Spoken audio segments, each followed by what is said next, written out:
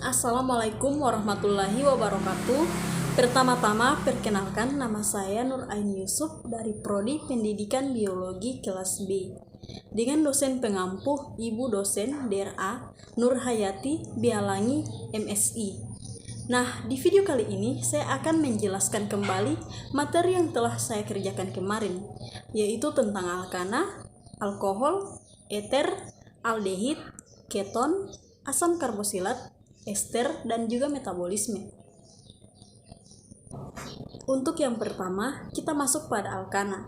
Alkana merupakan senyawa hidrokarbon yang tidak mempunyai ikatan rangkap 2 ataupun ikatan rangkap 3.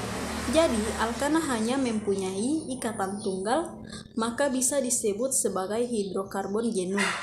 Karena senyawa alkana hanya mengandung jumlah maksimum atom hidrogen yang dapat berkaitan dengan jumlah atom karbon yang ada. Kemudian tata nama alkana.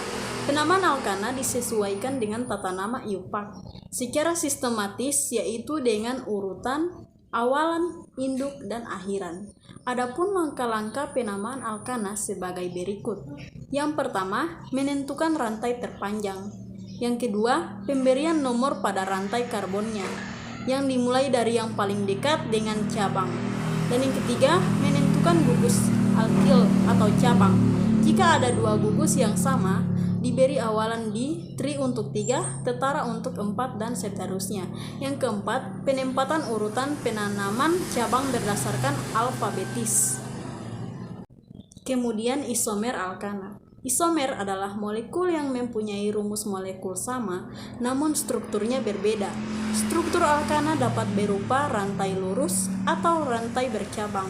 Alkana yang mengandung 3 atom karbon atau kurang tidak mempunyai isomer seperti CH4, C2H6, dan C3H8, karena hanya memiliki satu cara untuk menata atom-atom dalam struktur ikatannya sehingga memiliki rumus molekul dan rumus struktur molekul sama.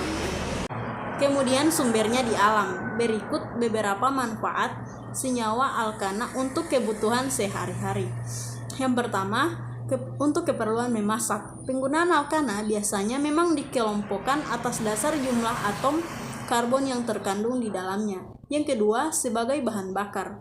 Untuk alkana yang berasal dari nonana hingga heksadekana merupakan alkana berbentuk cair dengan viskositas yang lebih tinggi sehingga tidak digunakan untuk bensin, namun digunakan untuk bahan bakar bensin dan juga bahan bakar penerbangan seperti manfaat menggunakan Pertamax.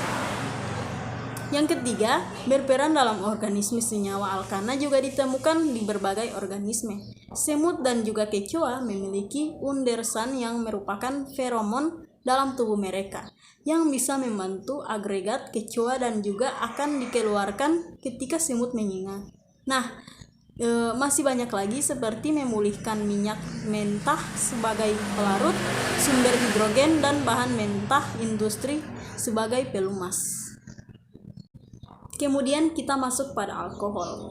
Alkohol adalah senyawa-senyawa di mana satu atau lebih atom hidrogen dalam sebuah alkana digantikan oleh sebuah gugus OH. Alkohol memiliki ikatan yang mirip air. Alkohol terdiri dari molekul polar. Dalam senyawa alkohol, oksigen mengemban muatan negatif tersial. Kemudian kita masuk pada keisomeran alkohol. Alkohol mempunyai 3 keisomeran sebagai berikut. Yang pertama, keisomeran posisi. Keisomeran posisi yaitu keisomeran yang terjadi karena perbedaan letak gugus OH dalam molekul alkohol. Yang kedua, keisomeran optik. Keisomeran optik berkaitan dengan sifat optik, kemampuan suatu senyawa untuk memutar suatu bidang cahaya terpolarisasi. Yang ketiga, keisomeran fungsi. Keisomeran fungsi yaitu keisomeran yang terjadi karena perbedaan gugus fungsi di antara dua senyawa yang mempunyai rumus molekul yang sama. Sama segolongan senyawa organik yang mengandung unsur-unsur C, H, dan O dengan rumus umum ROR. Bila rumus umum ini dikaitkan dengan rumus air HOH, maka eter dapat dianggap sebagai turunan dialkil dari senyawa air. Eter atau alkoksialkana merupakan senyawa turunan alkana. Satu atom H rantai alkana diganti oleh gugus alkoksi sehingga eter memiliki 2 gugus alkil. Kemudian pengertian aldehid dan keton. Aldehid berasal dari alkohol primer yang teroksidasi, sedangkan keton berasal dari alkohol sekunder yang teroksidasi. Aldehid dan keton adalah contoh senyawa-senyawa karbonil yang banyak ditemukan di alam bebas.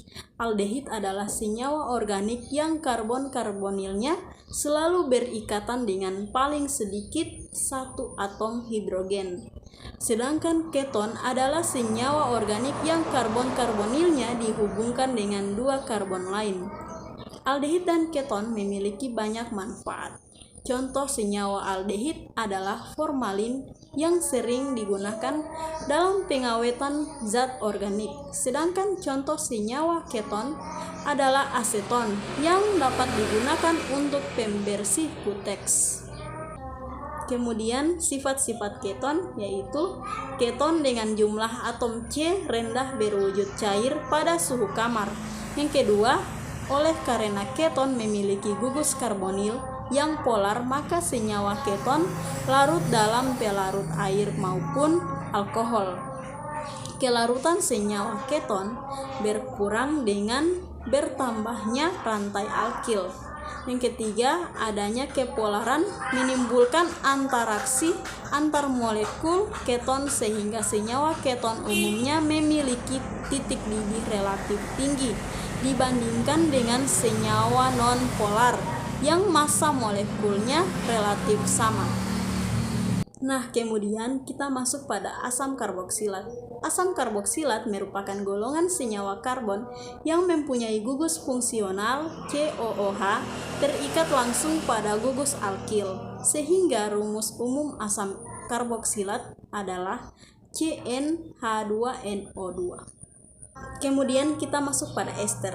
Ester atau alkil alkanoat merupakan senyawa karbon turunan asam karboksilat. Kemudian isomer ester memiliki 2 macam isomer, yaitu yang pertama isomer struktur.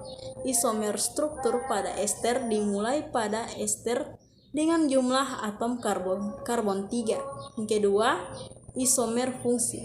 Ester dan asam karboksilat merupakan isomer fungsi karena keduanya memiliki rumus fungsi yang sama.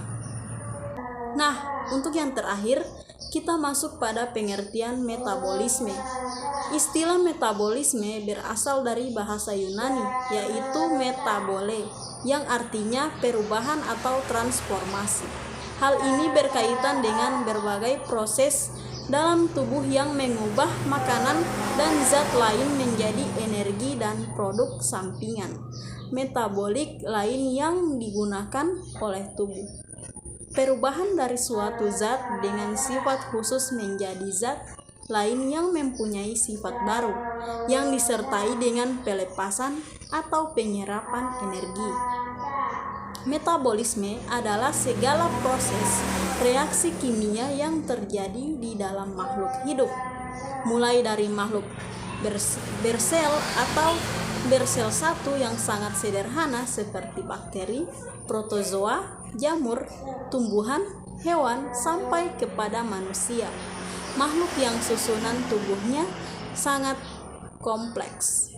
Di dalam proses ini, makhluk hidup mendapat mengubah dan memakai senyawa kimia dari sekitarnya untuk mempertahankan hidupnya. Metabolisme juga bisa diartikan sebagai keseluruhan proses kimiawi yang terjadi di dalam tubuh organisme, yang diawali dengan substrat awal dan diakhiri produk akhir.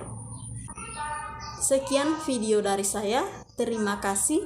Wassalamualaikum warahmatullahi wabarakatuh.